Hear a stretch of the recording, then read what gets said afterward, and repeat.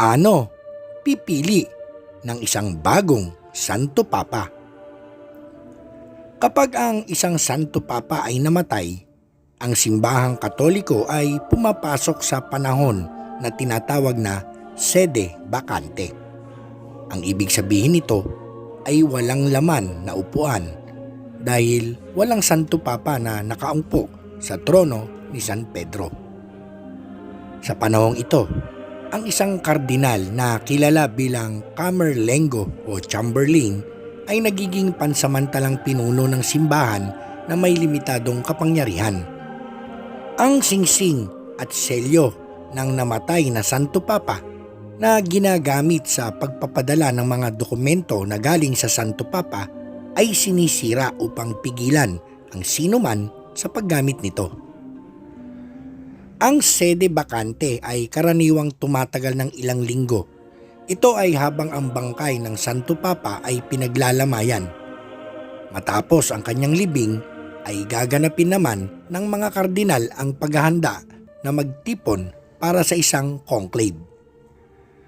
Nagaganap naman ang conclave sa Sistine Chapel, ang sikat na Vatican Hall na ang mga dingding at kisame ay pinalamutian ng mga gawa ni Michelangelo. Ang pulong ay nagtatampok ng mga kardinal mula sa buong mundo at tumatagal hanggang sa makapili sila ng isang bagong Santo Papa.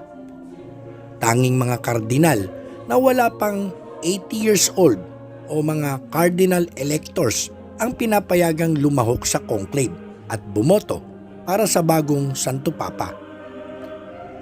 Sa ngayon, ang bansang may pinakamaraming kardinal na makakaboto ay ang Italy na may 17 na kardinal.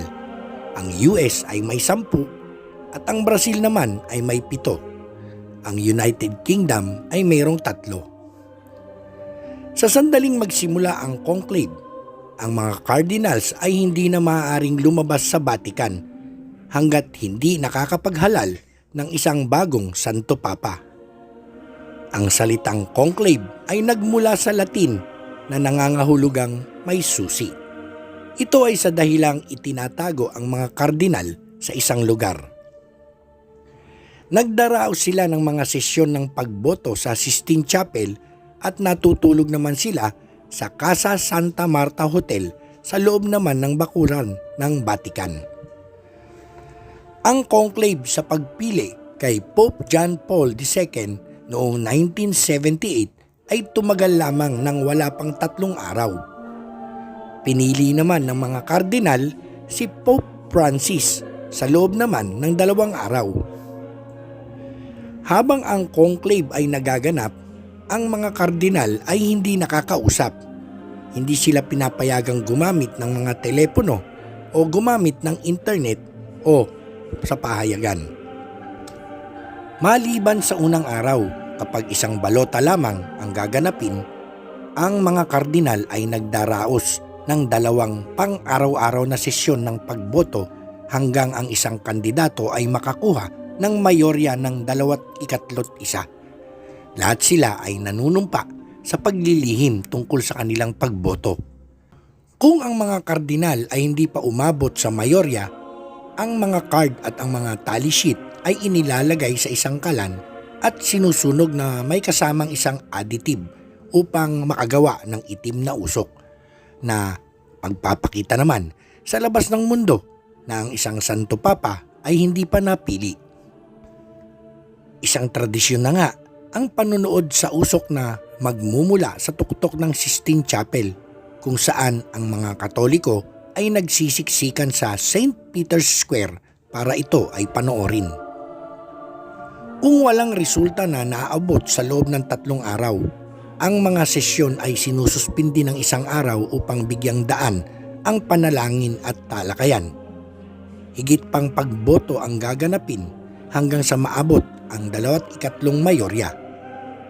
Kapag sapat na ang mga kardinal na sumang-ayon sa isang kandidato para sa susunod na Santo Papa, ang kandidato namang iyon ay tatanungin kung tinatanggap niya ang pagka-Santo Papa at kung anong pangalan ang nais niyang maitawag sa kanya upang siya ay makilala.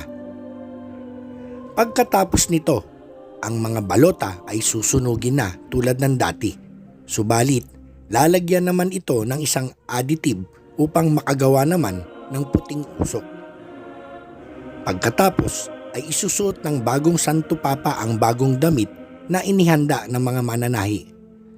Matapos ito ay uupo na siya sa isang trono sa Sistine Chapel upang tanggapin ang iba pang mga kardinal na maghahain at magbibigay pugay at manunumpa ng pagsunod sa bagong pinuno ng simbahang Katoliko.